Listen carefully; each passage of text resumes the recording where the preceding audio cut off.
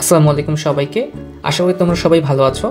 আজকের ক্লাসটি হচ্ছে মৌলের পর্যায়বৃত্ত ধর্ম এবং রাসায়নিক বন্ধনের 60টি গুরুত্বপূর্ণ এমসিকিউ নিয়ে। তাহলে চলো আমরা কথা না বাড়িয়ে ক্লাসটা শুরু করে দিই। এই ক্লাসটা থেকে তোমরা প্রচুর পরিমাণে প্রশ্ন কমন পাবে, কারণ তোমরা জানো যে চ্যাপ্টারটা তোমাদের ভর্তি পরীক্ষার জন্য কতটা গুরুত্বপূর্ণ। আসলে এখান থেকে এমসিকিউ অনেকগুলো এমসিকিউ আসে, সব বিশ্ববিদ্যালয়ে এখান থেকে প্রচুর পরিমাণে প্রশ্ন আসে, মেডিকেলের প্রশ্ন আসে, তাই না? তার মানে এই চ্যাপ্টারটা আমাদেরকে খুব গুরুত্ব দিয়ে পড়তে হবে এবং সবগুলো টপিকে মোটামুটি যেগুলো পরীক্ষাতে আসে এগুলো কভার করতে হবে। তাহলে চলো আমরা শুরু করে দিই। আমাদের প্রথম যে প্রশ্নটা আছে সেখানে বলছে যে নিচের কোন মৌলটির প্রথম আয়নীকরণ শক্তি সবচেয়ে কম। তাহলে আমাদের এখানে দেখা যাচ্ছে যে ম্যাগনেসিয়াম, সিলিকন, অ্যালুমিনিয়াম এবং সোডিয়াম। আমরা যদি সাজিয়ে লিখি এটাকে তাহলে কীরকম হয়, যে সোডিয়াম, ম্যাগনেসিয়াম, অ্যালুমিনিয়াম, সিলিকন, তাই না?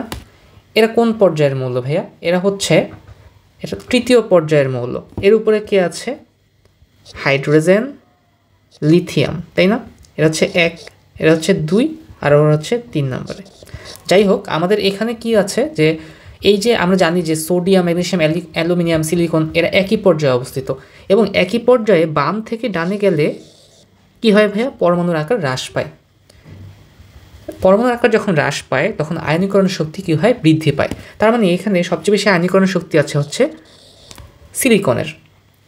তাহলে ভাইয়া সবচেয়ে কম সোডিয়ামের। আমাদের অ্যান্সার আমরা পেয়ে গেছি। আমরা আরেকটু বলি, এখানে দেখো সোডিয়ামের সর্বশেষ কক্ষপথে ইলেকট্রন আছে একটা। ওর সর্বশেষ কক্ষপথে ইলেকট্রন কয়টা ভাইয়া? একটা।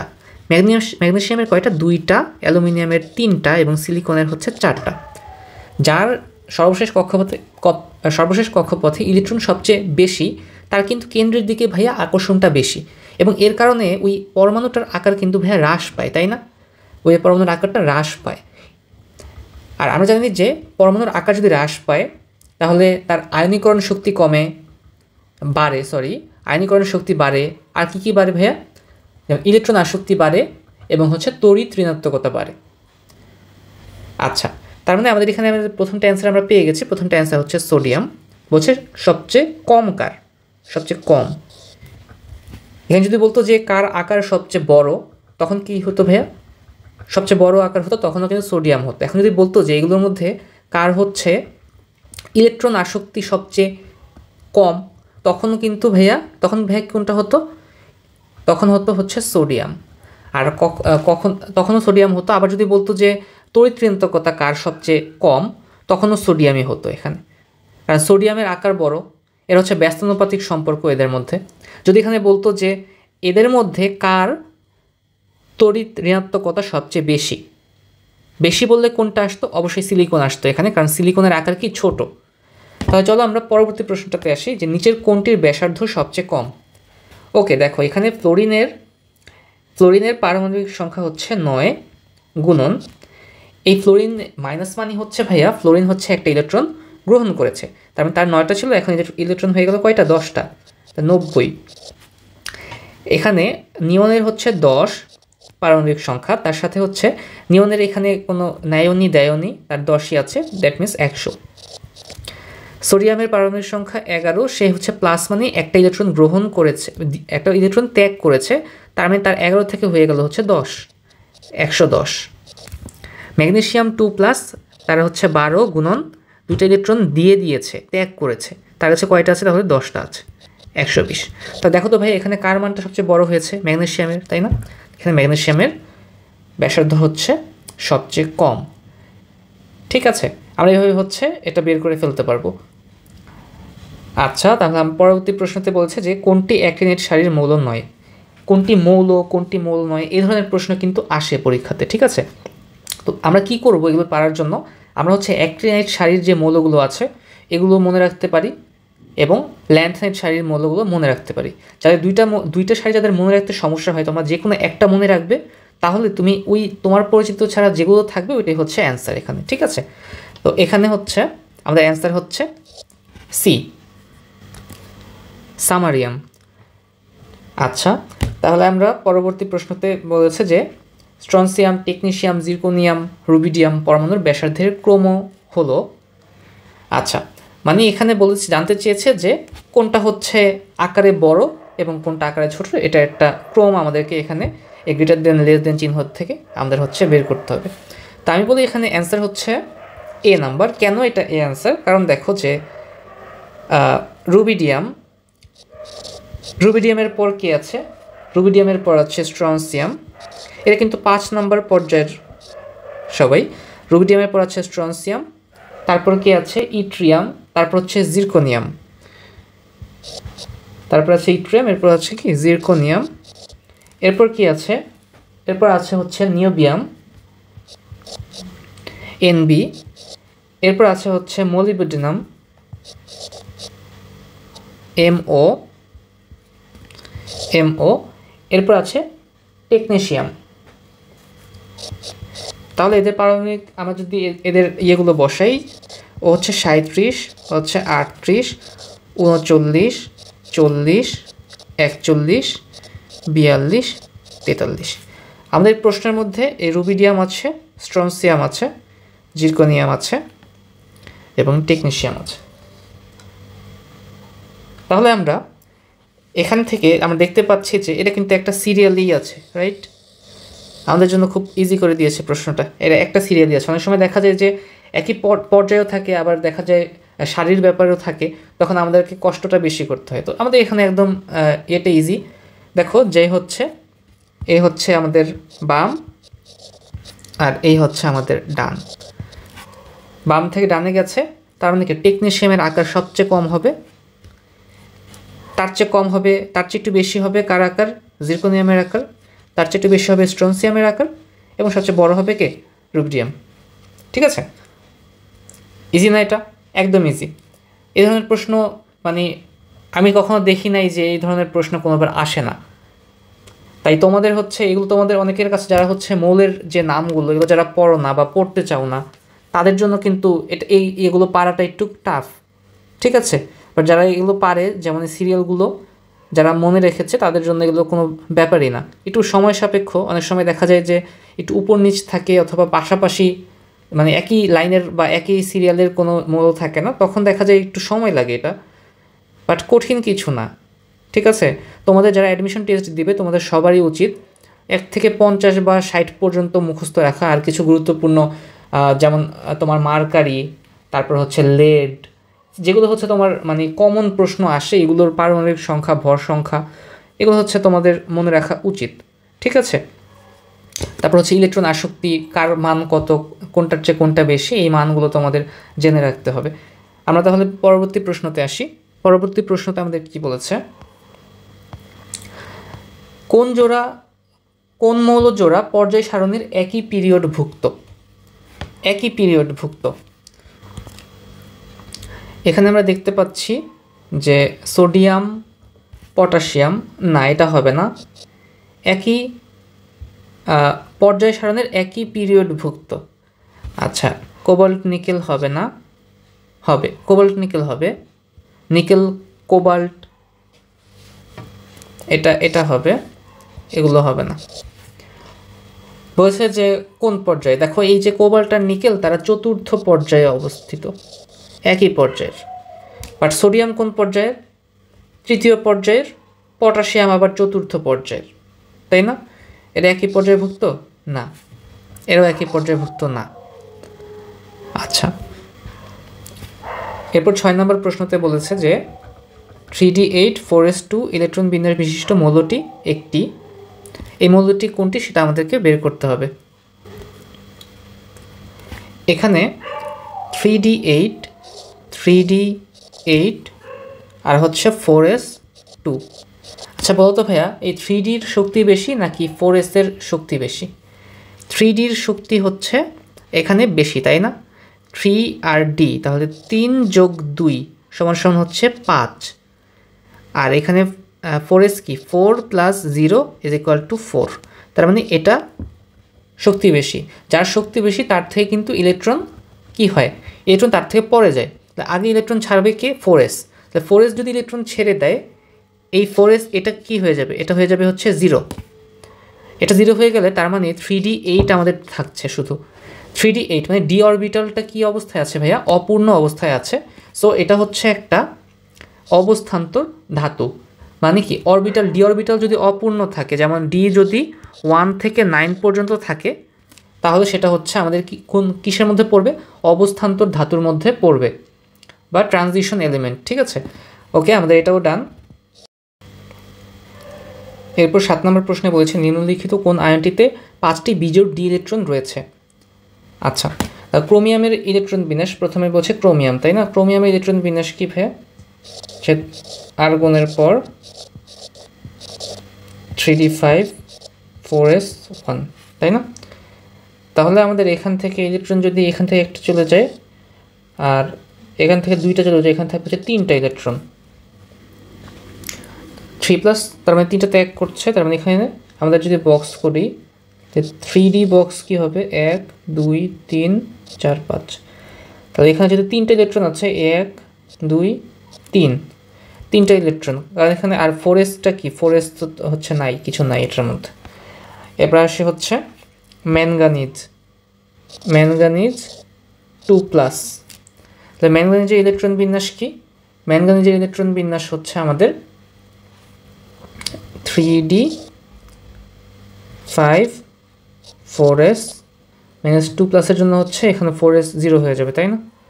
তাহলে আমাদের এখানে বক্স 1 2 3 4 5, মানে 1 2 3 4 5, আর এখানে হচ্ছে 4s নাই এখানে কিছু। এরপরে কি দিয়েছে? এরপরে দিয়েছে হচ্ছে নিকেল, তো নিকেল 2+, নিকেল 2+। তাহলে নিকেলের জন্য এখানে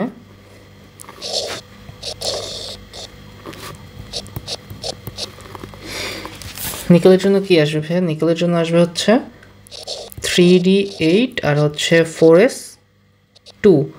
যখন নিকেল 2+, তখন এই 2টা ইলেকট্রন হাওয়া হয়ে যাবে। এখানে 1 2 3 4 5, আরও 3টে ইলেকট্রন আছে 6 7 8, তার মানে এখানে 2টা। আচ্ছা, এরপরে দিয়েছে ফেরাস 2+, তাহলে ফেরাস হচ্ছে 2+। তো এটা কি হবে? 3d আর 4s, তাহলে কত হবে? এখানে আসবে হচ্ছে 6 আর এখানে হচ্ছে 2। এখন হচ্ছে আমাদের এই 2টি ইলেকট্রন হাওয়া হয়ে যাবে।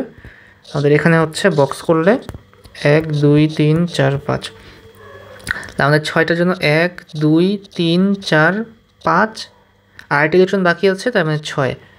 তার মানে দেখো, আমাদের যদি আমরা দেখি যে আমাদের কি জানতে চেয়েছে, যে নিম্নলিখিত কোনটিতে 5টি বিজোড় ইলেকট্রন রয়েছে। আমরা কিন্তু অলরেডি পেয়ে গিয়েছি, ঠিক আছে? এই যে এই ম্যাঙ্গানিজে 5টা ইলেকট্রন আছে।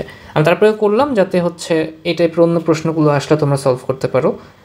দেখছি নিম্নলিখিত কোনটিতে বিজোড়, তাহলে অ্যান্সার তোমরা পেয়ে গেলাম। এখানে হচ্ছে ম্যাঙ্গানিজ 2+। 8 বলছে 3d7 4s2 যোজনীর শেল ইলেকট্রন বিন্যাস বিশিষ্ট মৌল সম্পর্কে কোন উক্তিটি ভুল?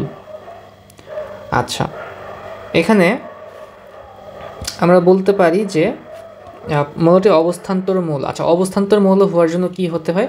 অপূর্ণ ডি অরবিটাল থাকতে হয়। ওর কিন্তু অপূর্ণ ডি অরবিটাল আছে, তার মানে এটা কিন্তু সঠিক। আচ্ছা, মৌলটির যোজনীর কি বলেছে? মৌলটি গ্রুপ 7 এ এর অন্তর্ভুক্ত। আচ্ছা, এখানে দেখো যে ওর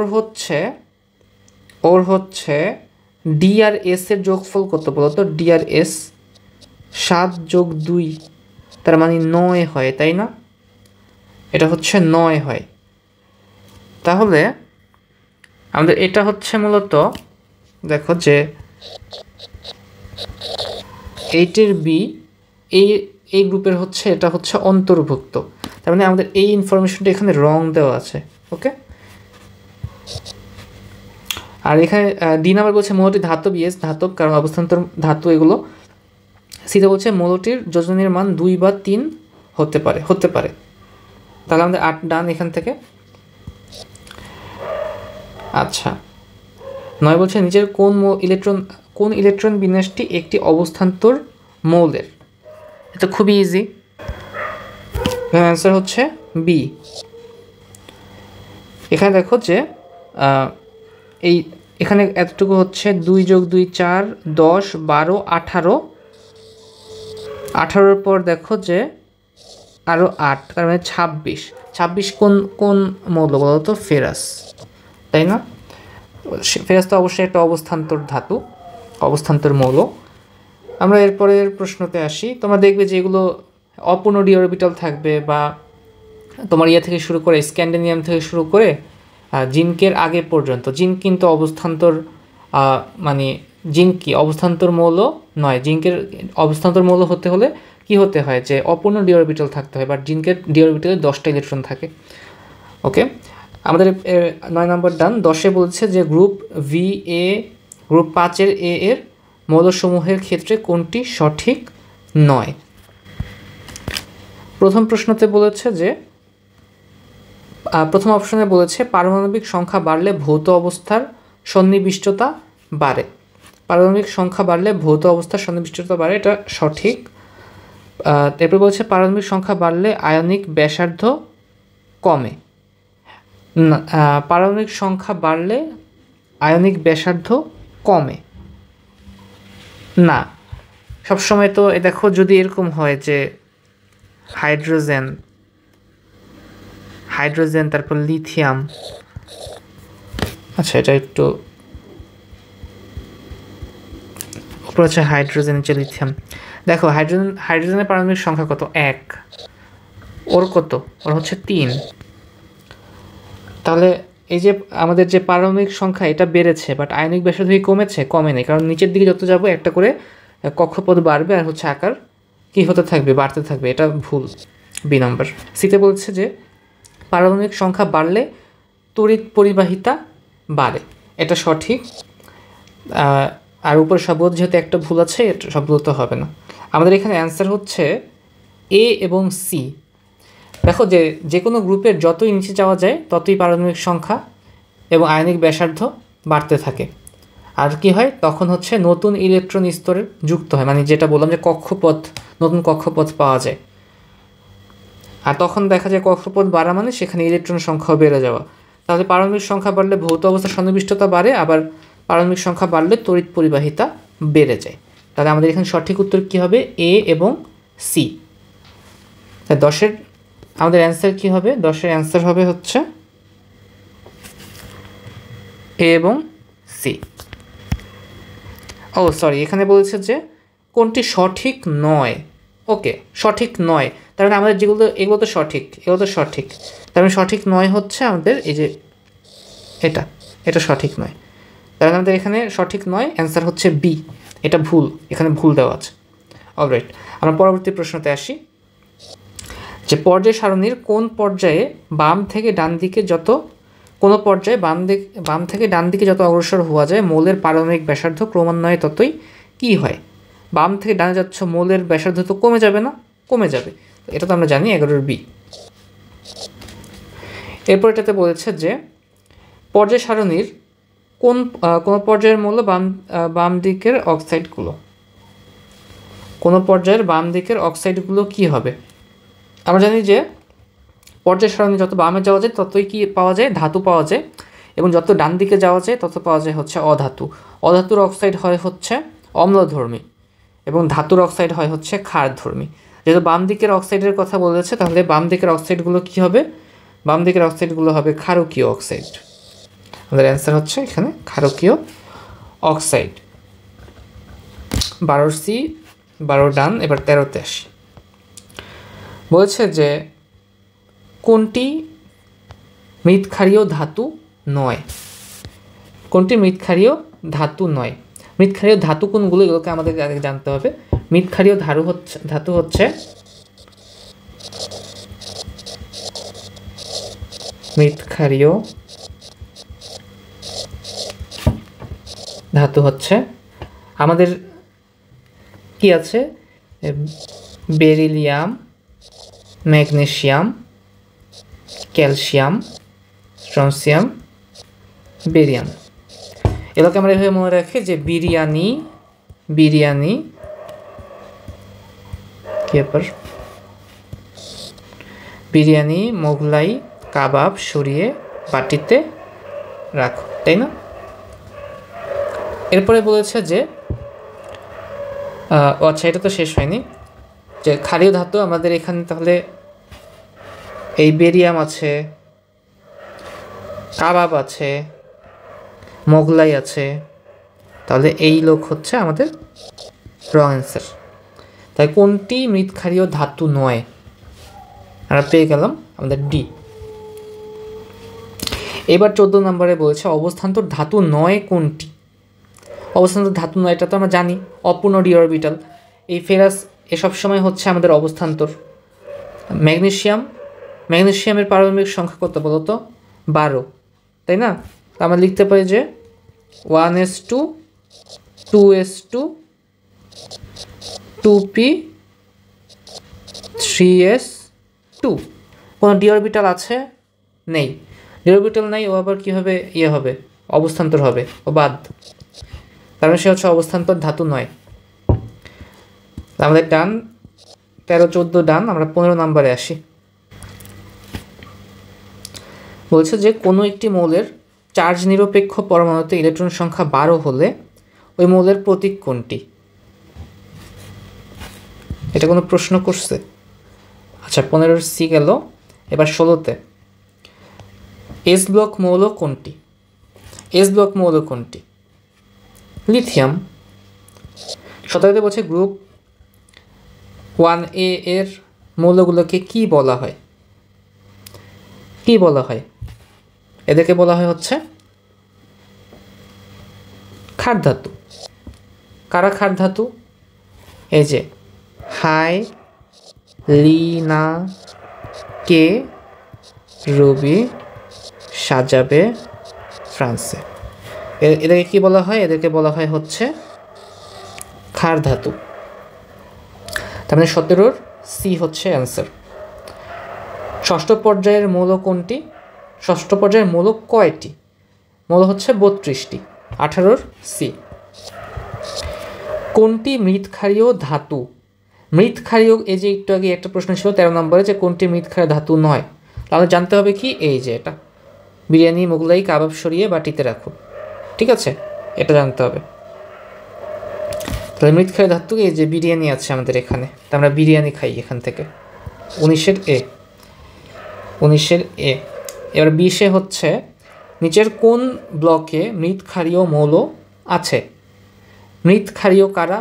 ওই যে সেই মৃৎক্ষারীয়, আমাদের মৃৎক্ষারীয় যারা। আচ্ছা, আমরা একজনকে পিক করি, দেখো তো।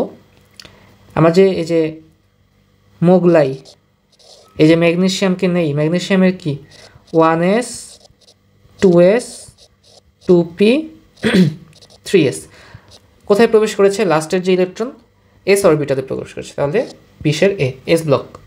তুমি দেখবে সবগুলোই হচ্ছে এস অরবিটালে প্রবেশ করবে এবং তাদের এস অরবিটালে 2টা ইলেকট্রন থাকবে। আর যেটা হচ্ছে ক্ষার ধাতু, তাদের একটা ইলেকট্রন থাকবে। বুঝে গেল? 21 বলেছে যে 3A শ্রেণীর মৌলসমূহের পরমাণুর সর্বশেষ স্তরে ইলেকট্রনের সংখ্যা কত? এটা একদম ইজি। এটার অ্যান্সার হচ্ছে এ। দেখো এখানে 3 ছিল, এখানে 3। এটা হচ্ছে গ্রুপ সংখ্যা সমান হচ্ছে সর্বশেষ কক্ষপথে ইলেকট্রনের সংখ্যা সমান হবে, ঠিক আছে? গ্রুপ সংখ্যা যত, সর্বশেষ কক্ষপথে ইলেকট্রনের সংখ্যা তত। 22 বলেছে পর্যায় সারণীর কোন পর্যায়কে দীর্ঘ পর্যায় বলে? আমরা জানি যে পর্যায় সারণীর চতুর্থ ও পঞ্চম, এটাকে কি বলা হয়? এটাকে বলা হয় হচ্ছে আমাদের দীর্ঘ পর্যায়।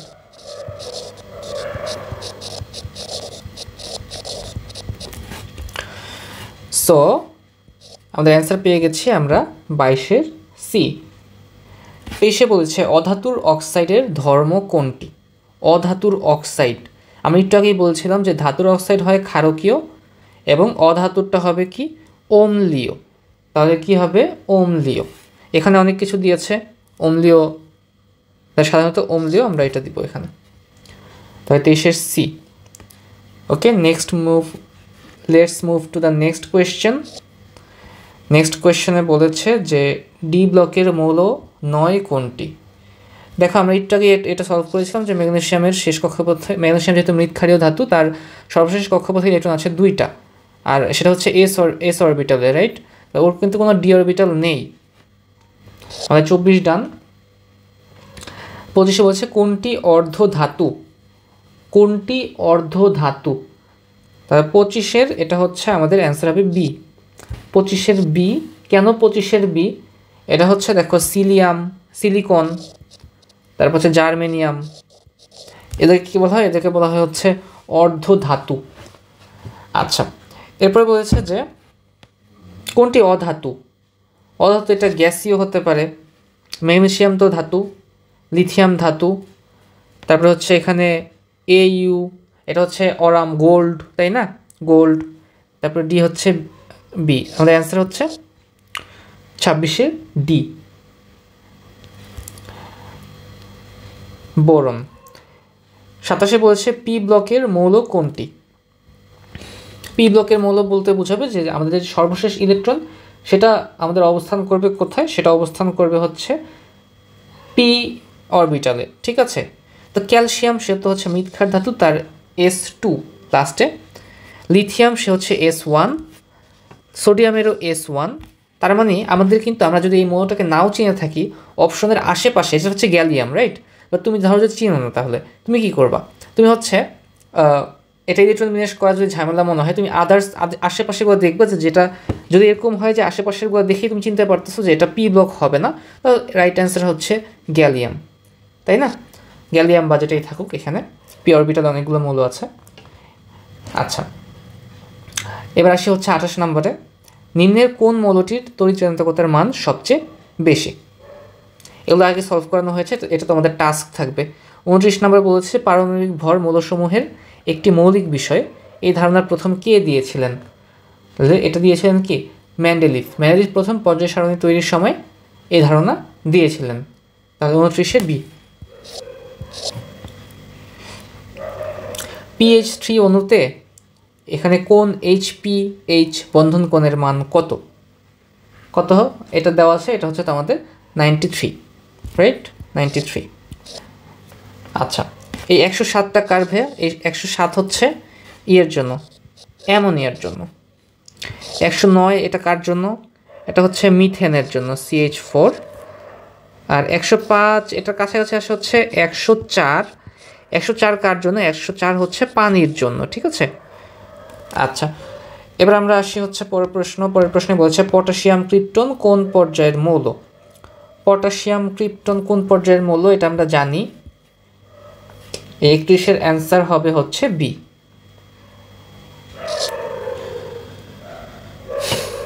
দেখো আমরা এটা কীভাবে বের করি, এটা হচ্ছে হাইড্রোজেন, হাই, লি, না, কে 4 নম্বরে এসেছে না? কে 4 নম্বরে। তবে এই যে আমাদের যে পটাশিয়াম, তার জন্যই তো কে। তাই পটাশিয়াম থেকে যেতে যেতে আমাদের আসে হচ্ছে ক্রিপ্টন পর্যন্ত। তো আমাদের এটা আমরা বের করলাম। 32-এ বলেছে যে হাইড্রোজেন বন্ধন গঠন করতে পারে। হাইড্রোজেন বন্ধন গঠন করতে পারে কে? পানি। পানি হাইড্রোজেন বন্ধন গঠন করতে পারে, পানি থাকলে তো পানি।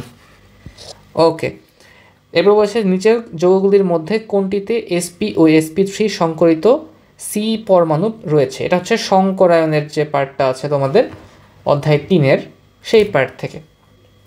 আমাদের দেখো যে এইখানে এই প্রশ্নটা আমি একটু উপরে দেখাই, এটাকে একটু, বা নিচে, আচ্ছা উপরে দেখাই।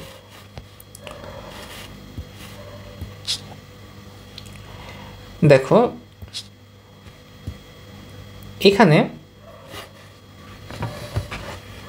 প্রথম যে অপশনটা আছে CH3, এটার সাথে একটা কার্বন এভাবে যুক্ত আছে, তারপর হচ্ছে ট্রিপল বন্ড CH। তো তুমি একটু দেখো যে এই যে অংশটা, এই অংশটার মধ্যে আছে হচ্ছে সিঙ্গেল বন্ড। সিঙ্গেল বন্ড থাকলে ভাইয়া কি হয়? সিঙ্গেল বন্ড থাকলে ওইটা হচ্ছে sp3 সংকরায়ন হয়। আর যে ট্রিপল বন্ড, এরকম ট্রিপল বন্ড এই যে এইটুকুর মধ্যে দেখো ট্রিপল বন্ড উপস্থিত, ঠিক আছে? এখানে কি উপস্থিত ছিল? এখানে উপস্থিত হচ্ছে সিঙ্গেল বন্ড, এখানে ট্রিপল বন্ড। যদি ট্রিপল বন্ড উপস্থিত থাকে তখন sp হয়, রাইট? তো দেখো আমাদের কিন্তু এই দুটো বন্ধন এখানে আছে, আমরা পেয়ে গিয়েছি অ্যান্সার। আমি পরের গুলো তারপরে দেখিয়ে দিচ্ছি। এরপর এটাতে দিয়েছে হচ্ছে CH2 double bond C double bond CH2। যদি আমাদের এরকম ডাবল বন্ড থাকে, ডাবল বন্ড হচ্ছে sp2।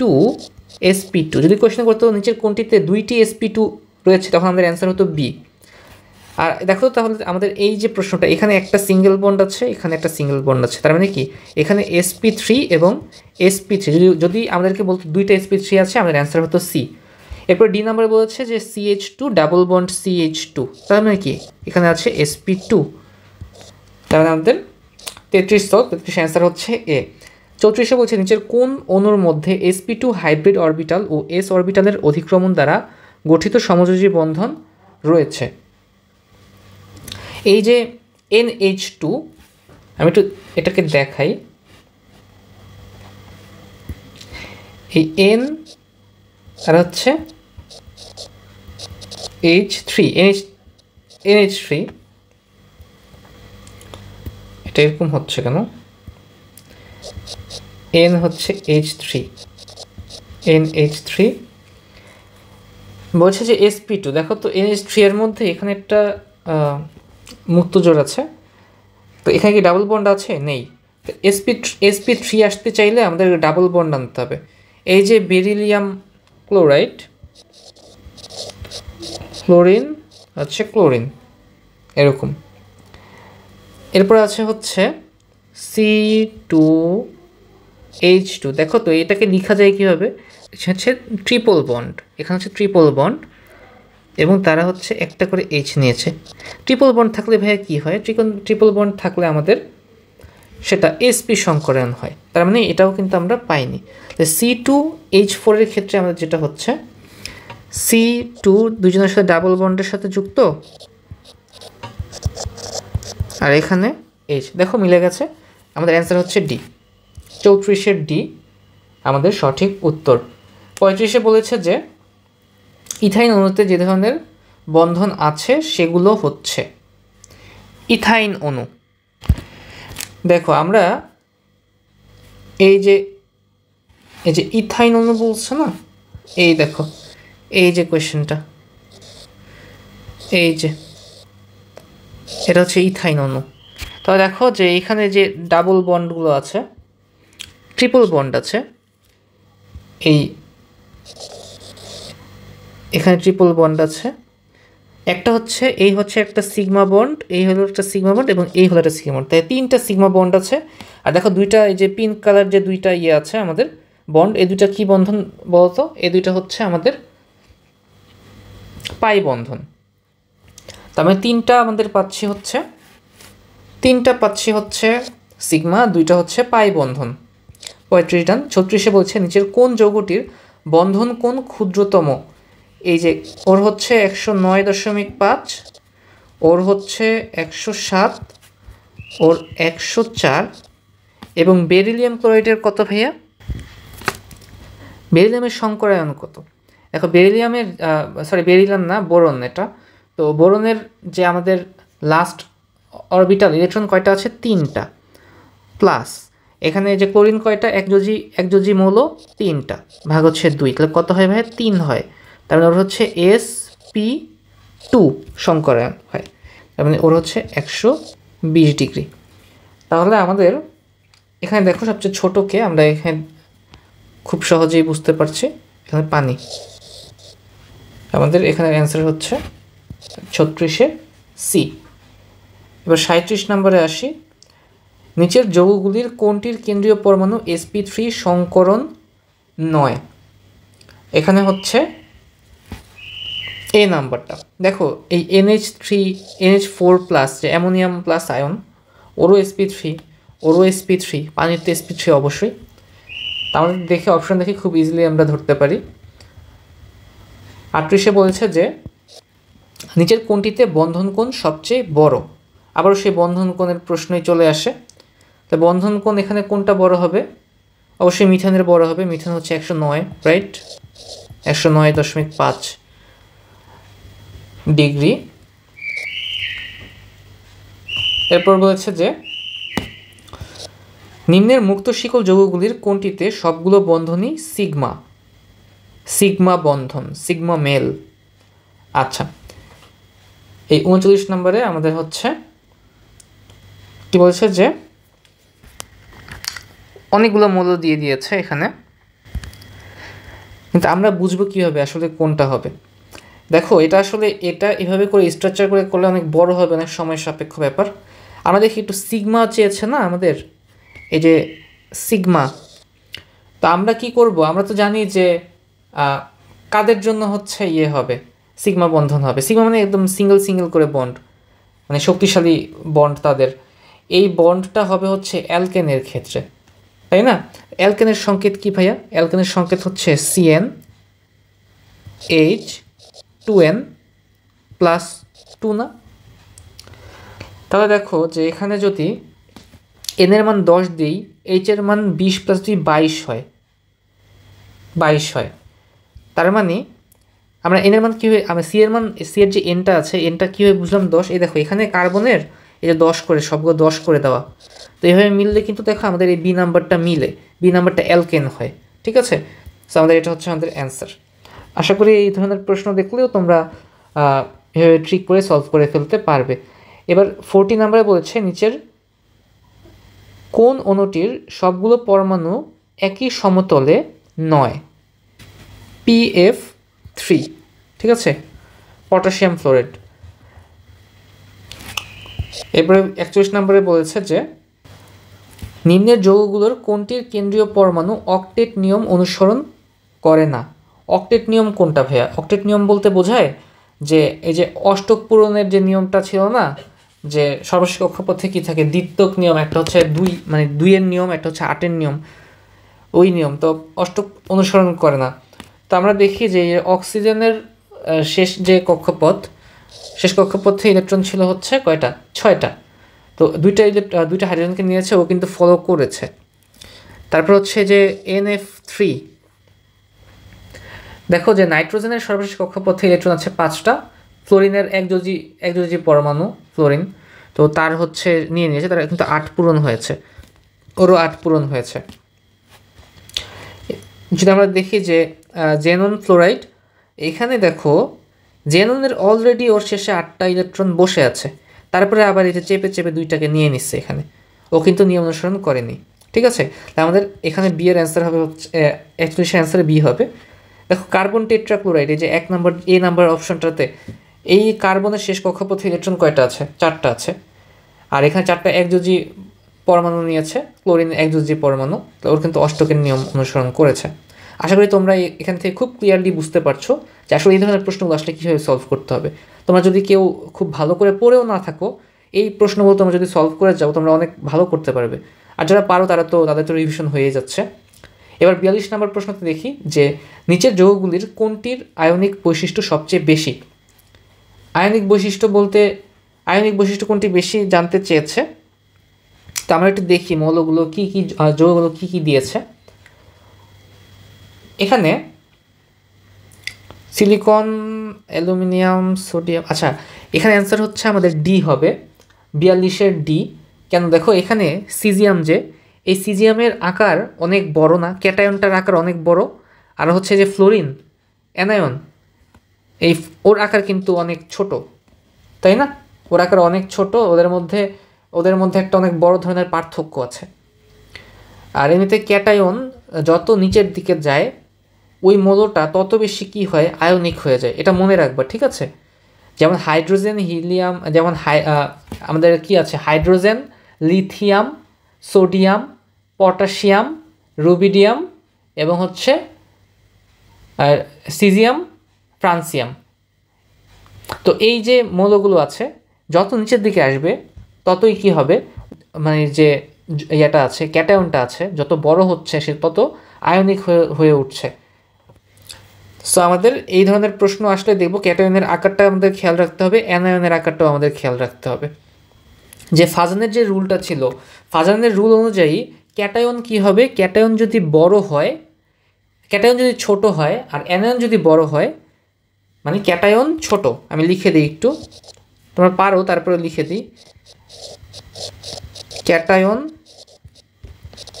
ছোট, অ্যানায়ন বড় হলে কি হয়, ওই যৌগটা অনেক বেশি কি হয়, সমযোজী হয়, তাই না? সমযোজী হয়। তো সমযোজী হলে ওইটাকে আয়নিক বৈশিষ্ট্য কমে যাবে না? কমে যাবে। তার মানে এর বিপরীতটা যদি হয়, যদি ক্যাটায়ন যদি বড় হয় আর অ্যানায়ন যদি ছোট হয়ে যায়, তাহলেই দেখো আমাদের এই প্রশ্নটার যে ইয়াটা এটা ফলো করে। এখানে সিজিয়ামের যে ক্যাটায়নটা ছিল আকারটা অনেক বড় ছিল, ফ্লোরিনের আকারটা ছোট ছিল, তা আমাদের এটার চাইতে সমযোজী, এটার চাইতে কম সমযোজী আয়ন নেই, তার মানে এটা বেশি আয়নিক। এবার আমরা 43 নাম্বার কোয়েশ্চেনটা সলভ করব। এখানে কিছু মৌল দেওয়া আছে, যৌগ দেওয়া আছে এবং এদের স্ফুটনাঙ্কের ক্রম জানতে চেয়েছে। এগুলো খুবই ইম্পর্ট্যান্ট প্রশ্ন।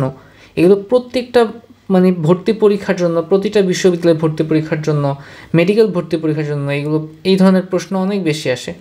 তা আমরা একটা জিনিস মাথায় রাখবো যে সমযোজী যত এই যৌগ কি সমযোজী না সব, সমযোজী যৌগের আণবিক ভর যত বাড়ে তাদের স্ফুটনাঙ্ক ততই বাড়ে। তবে এখানে একটা ব্যাপার আছে, সেটা হচ্ছে এখানে পোলার হওয়ার বা নন পোলার হওয়ার ব্যাপার স্যাপার আছে। তো আমাদের এখান থেকে আমি বলি যেখানে সঠিক উত্তরটা হচ্ছে আমাদের বি। এখন তোমাদের মনে প্রশ্ন আসতে পারে, এই যে এ কীভাবে ফাঁক দিয়ে ঢুকে গেল, এই যে অ্যামোনিয়া, তাই না? অ্যামোনিয়া কীভাবে ফাঁক দিয়ে ঢুকে গেল? আমাদের এখানে দেখো যে এই অ্যামোনিয়া পোলার হওয়ার কারণে এতে কি থাকে, হাইড্রোজেন বন্ধন বিদ্যমান, তাই না? যার ফলে অ্যামোনিয়ার স্ফুটনাঙ্ক কী হয়, এই PH3 আর ASH3 এর চেয়ে কী হবে, বেশি হবে। তাই হচ্ছে আমাদের এটা এই লাস্টে না হয়ে ও হচ্ছে এখানে হয়েছে। শুধুমাত্র রিজন কি এটা পোলার, ঠিক আছে? আর যদি পোলার না হতো সেক্ষেত্রে কিন্তু আমাদের সিকোয়েন্সটা আমাদের লিখে মানে এখানে দেখালামই যে কী হতো আগে। তা আমাদের এই জিনিসটা মাথায় রাখতে হবে। অনেকে ভুল করে তোমরা হচ্ছে অন্য একটা মানে একই ধরনের অপশন থাকলে অন্যটা দাগাতে পারো। তবে এইখানে যে অপশনগুলো আছে এখান থেকে তোমরা আসলে কনফিউজড হওয়ার মতো কোনো অপশন দেখছি না। ডান, আমরা পরবর্তীতে যাচ্ছি। বলছে নিচের কোন যৌগটিতে কেন্দ্রীয় পরমাণুর যোজনী শেলের ইলেকট্রন যৌগসমূহ চতুস্তলকীয়ভাবে বিন্যস্ত নয়? এই যে এই পানি, সে হচ্ছে বিকৃত চতুস্তলকের ভি আকৃতি, ওইটা চতুস্তলকের আকৃতি। তারপর হচ্ছে এই যে এই চতুস্তলকের আকৃতি, চতুস্তলকের বিন্যস্ত। এই SnCl2 এটা হচ্ছে আমাদের কারেক্ট অ্যান্সার, মানে বিন্যস্ত নয়, এটা চতুস্তলকীয়ভাবে। 45 নম্বরে বলেছে যে নিম্নের কোন যৌগে নিঃসঙ্গ ইলেকট্রন জোড় আছে? নিঃসঙ্গ ইলেকট্রন জোড় আছে এখানে দেখেই বোঝা যাচ্ছে এটা হচ্ছে অ্যামোনিয়া। অ্যামোনিয়া কি করে? অ্যামোনিয়া হচ্ছে এই যে এরকম করে হাইড্রোজেন এরকম করে নিচ্ছে, আর তার হচ্ছে যে এখানে নিঃসঙ্গ ইলেকট্রন যুগল আছে। তো আমাদের অ্যান্সার পেয়ে গেলাম। নিঃসঙ্গ ইলেকট্রন কিন্তু পানিতেও আছে, তাই না? 46 বলেছে যে কোন যৌগটির আয়নিক বৈশিষ্ট্য সর্বোচ্চ? আয়নিক বৈশিষ্ট্য সর্বোচ্চ কার? যার হচ্ছে মানে যে ফাজানের নীতি যারা হচ্ছে সবচেয়ে কম, মানে ক্যাটায়নের আকার হচ্ছে যাদের সবচেয়ে মানে ক্যাটায়নের আকার বড় আবার অ্যানায়নের আকার ছোট, এরা হচ্ছে গিয়ে আয়নিক হয়ে যায় সমযোজী বৈশিষ্ট্য বাদ দিয়ে। তাহলে আমাদের 46 অ্যান্সার কী হবে বলো তো? এটা হবে হচ্ছে অ্যালুমিনিয়াম ফ্লোরাইড, কারণ এখানকার অ্যানায়নের আকার ছোট, সমযোজী হতে গেলে অ্যানায়নের আকার বড় হতে হয়। 47 নম্বরে বলেছে যে HCHO অণুতে কার্বনের হাইব্রিডাইজেশন হলো, কার্বনের হাইব্রিডাইজেশন জানতে চেয়েছে। আমাদের এটা কী হবে দেখো, এটা একটা অ্যালডিহাইড মূলক আছে এখানে, রাইট? H তার সাথে CHO, তার মানে এই যে H তার সাথে CHO, এই যে এই কার্বনটা সে কি করে, সে হচ্ছে একটা হাইড্রোজেনের সাথে একক বন্ধন করে, আর এই যে অক্সিজেনটা হচ্ছে ওর সাথে ডাবল বন্ড গঠন করে। তাহলে যেহেতু ডাবল বন্ড আছে, ডাবল বন্ড থাকলে সেটা হচ্ছে sp2। ইজি না? একেবারে ইজি। 47 তাহলে বি। 48 নম্বরে বলছে NH3 এর বন্ধন কোণ কত ডিগ্রি? এটা তোমরা পারো না। ওকে, দেন কোন যৌগটি সর্বাধিক সমযোজী প্রকৃতির?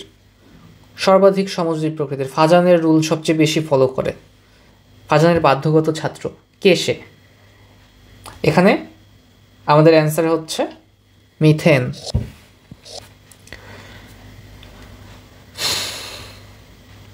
এখন তোমরা হচ্ছে প্রশ্ন করতে পারো যে মিথেন কেন? দেখো ওই যে আমাদের যে ক্যাটায়নটা সে যত নিচের দিকে থাকে, ক্যাটায়ন যত নিচে তত বেশি আয়নিক, এরকম। আর যে যত উপরের দিকে ক্যাটায়ন তত হচ্ছে কম আয়নিক, ঠিক আছে? যখন এটা বাম থেকে ডানে যাবে তখন কি হবে? বাম থেকে ডানে গেলে ক্যাটায়নের যে আয়নিক বৈশিষ্ট্য এগুলো কমে যাবে, আবার ডান থেকে বামে গেলে ওইটা বেড়ে যাবে। মানে উপর থেকে নিচে যা হয় বাম থেকে ডানে তার উল্টো, এরকম আর কি ব্যাপারটা। তা এটা আশা করি এক্সপ্লেন করতে হবে না। 50 বলেছে ডাই পটাশিয়াম সোডিয়াম কোবাল্ট 3 নাইট্রেটের সংকেত কোনটি? এটা হচ্ছে সংকেত, কিছু সংকেত তোমাদের হচ্ছে এগুলো মনে রাখতে হয়।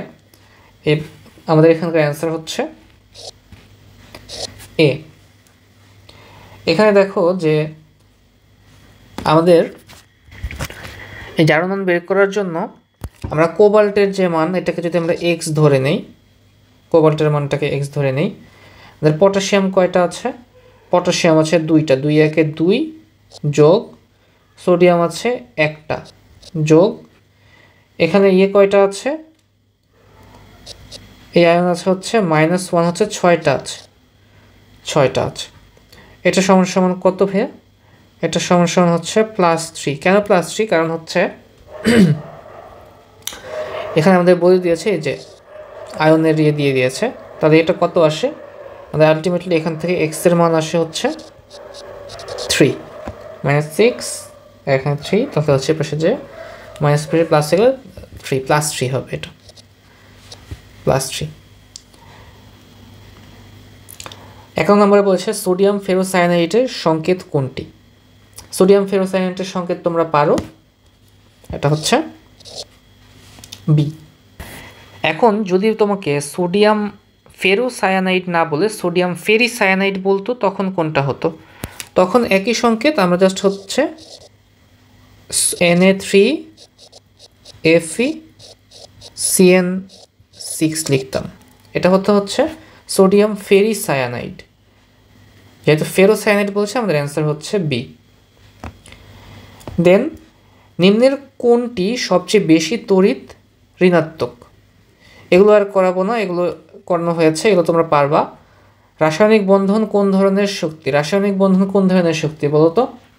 রাসায়নিক বন্ধন হচ্ছে স্থিতিশক্তি। রাসায়নিক বন্ধনটা হচ্ছে স্থিতিশক্তি। কার্বন যৌগে কার্বনের কোন ধরনের সংকরণ উপস্থিত? অনুপস্থিত। ওকে, অনুপস্থিত, এটা দেখেই তো বোঝা যাচ্ছে। কারণ কার্বনের কি সংকরণ হয়? কার্বনের sp সংকরণ হয়, sp2 সংকরণ হয় এবং sp3 সংকরণ হয়, রাইট? ফাইন। এরপরে বলেছে BF3 অণুর আকৃতি হলো, দেখো বোরনের শেষ কক্ষপথে ইলেকট্রন আছে 3টা, ফ্লোরিন হচ্ছে 1 যোজি 3টা আছে, এটাকে ডিভিশন করবে হচ্ছে 2 দিয়ে, তো আমাদের এখানে কত আসবে? 3 আসবে। তার মানে এটা হচ্ছে sp2, একটা s আর 2টা p, এই জন্য 3 sp2। এই sp2 সংকরণের কারণে আমাদের কি হয় বলতো? sp3 থাকলে আমাদের একরকম হয়, sp2 থাকলে একরকম হয়, sp থাকলে একরকম হয়। তাহলে আমাদের এখানে এটা হবে হচ্ছে sp2 ত্রিভুজ আকৃতি হয়ে যাবে। 55 বি। পর্যায় সারণীর গ্রুপ 7A মৌলসমূহের ভ্যান ডার ওয়ালস আকর্ষণ বলের বৃদ্ধির ক্রম কোনটি? এখানে অ্যান্সার হচ্ছে আমাদের ডি হবে, কারণ বলেছে যে ভ্যান ডার ওয়ালস আকর্ষণ বল। দেখো আমাদের এই যে ফ্লোরিন, ক্লোরিন, ব্রোমিন, আয়োডিন এগুলো কি? আমাদের গ্রুপ 17 মৌল। তো এখানে কি হবে? আকার বৃদ্ধির সাথে ভ্যান ডার ওয়ালসের আকর্ষণ বলও বৃদ্ধি পাবে। আমরা এবার দেখি যে পরের প্রশ্নটাতে বলছে যে সাধারণ তাপমাত্রায় কোন ধাতুটি তরল? এটা মুখস্থ, এটা হচ্ছে সিজিয়াম। ক্ষার ধাতুসমূহের সঠিক সক্রিয়তার ক্রম কোনটি? ক্ষার ধাতুসমূহের সঠিক সক্রিয়তার ক্রম এখানে হচ্ছে 58 এ কেন, যত নিচের দিকে যাচ্ছ তার সক্রিয়তা তত বেড়ে যাচ্ছে। আমরা এটা দেখেছি যে এর আগের প্রশ্ন সলভ করার সময় ক্যাটায়নের আকার নিচের দিকে যত বাড়ছে ওইটা তত বেশি আয়নিক হয়ে উঠছে, এটা বেশি সক্রিয়। এর 59 নম্বরে বলেছে যে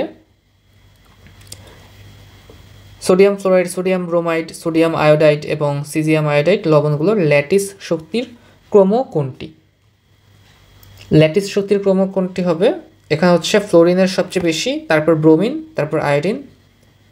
ঠিক আছে, আমাদের এখানে হচ্ছে, তো আমি দেখতেই পাচ্ছি যে ফ্লোরিনটা হচ্ছে, আচ্ছা একই রকম অপশন এখানে দেখো যে সোডিয়াম ফ্লোরাইড ব্রোমাইড, এখানে সোডিয়াম ফ্লোরাইড ব্রোমাইড, এই যে এই অংশটার মধ্যে দুইটা প্রশ্ন, এই যে দুইটা অপশনের মধ্যে একটু ডিফারেন্স দেখা যাচ্ছে। তা আমরা এখানে একটা জিনিস মনে রাখবো যে আয়নিক ব্যাসার্ধ কমলে, আয়নিক ব্যাসার্ধ যদি কমে আয়নিক যৌগের ল্যাটিস শক্তি বৃদ্ধি পায়। আয়নিক যৌগের যে ব্যাসার্ধ সেটার ক্রম কি হয়? সেটার ক্রম হয় হচ্ছে এই অনুযায়ী যে সোডিয়াম প্লাস, তার চেয়ে সিজিয়াম প্লাস, তারপর হচ্ছে এটা, আর হচ্ছে ফ্লোরিন, ব্রোমিন, আর হচ্ছে আয়োডিন। তো দেখো এখানে এই আয়নিক ব্যাসার্ধের ক্রমে কিন্তু এই যে সোডিয়ামটা কিন্তু ছোট আর সিজিয়ামটা কিন্তু বড়। আমরা কি বলেছিলাম যে আয়নিক ব্যাসার্ধ কমলে, আয়নিক ব্যাসার্ধ কমে গেলে আয়নিক যৌগের ল্যাটিস বৃদ্ধি পায়, মানে ব্যস্তানুপাতিক সম্পর্ক। সেজন্য আমাদের কিন্তু এ নাম্বারের অ্যান্সারটা হয়েছে। এবার 60 নম্বরের একদম লাস্টের প্রশ্ন আমাদের এটা, লাস্ট কোয়েশ্চেনে বলেছে sp2 হাইব্রিডাইজেশন বন্ধনে কোণ হয় কত? একদম ইজি, 120 ডিগ্রি। sp3-তে কী হয়? 109.5 ডিগ্রি, এবং sp-তে হয় হচ্ছে 180 ডিগ্রি। তোমরা এই চ্যাপ্টার থেকে এই যে এমসিকিউগুলো করিয়েছি, এই এমসিকিউগুলো থেকে একদম যারা একদম পুরোটা ক্লাস করেছো, আশা করবো যে তোমরা এই প্রশ্নগুলো সবগুলোই খুব সহজ করে সমাধান করতে পারবে। খুবই সহজ এই প্রশ্নগুলো, তোমাদের জাস্ট হচ্ছে কনসেপ্টগুলো ক্লিয়ার রাখতে হবে। তোমাদেরকে যে পর্যায় সারণীটা আছে এটাকে খুব ভালো করে তোমাকে আয়ত্ত করতে হবে, মৌলগুলো কোনটা, তারপর হচ্ছে কোনটার কত পারমাণবিক সংখ্যা, কোনটার ভর সংখ্যা কত, এও জানতে হবে। তারপর হচ্ছে যে পর্যায়বৃত্ত ধর্মগুলো আছে, আয়নীকরণ শক্তি, তড়িৎ ঋণাত্মকতা, ইলেকট্রন আসক্তি, এগুলো তোমাদেরকে, এগুলো সম্পর্কে তোমাকে জানতে হবে। ডান থেকে বামে গেলে কী হয়, উপর থেকে নিচে গেলে কী হয়। ঠিক আছে, এগুলো পারলে আসলে এই চ্যাপ্টারের প্রশ্নগুলো সলভ করা খুবই সহজ। সো ক্লাসটা অনেক লম্বা হয়ে গেছে, তারপরেও আশা করবো যে ক্লাসটা তোমাদের অনেক উপকারে আসবে। তোমাদের যাদের ক্লাসটা উপকারে আসবে ভাইয়ের জন্য দোয়া করো। আজকে ক্লাসটা এখানেই শেষ করছি, আবার দেখা হবে নতুন কোনো ক্লাসে। সে পর্যন্ত ভালো থেকো, সুস্থ থেকো, আল্লাহ হাফেজ।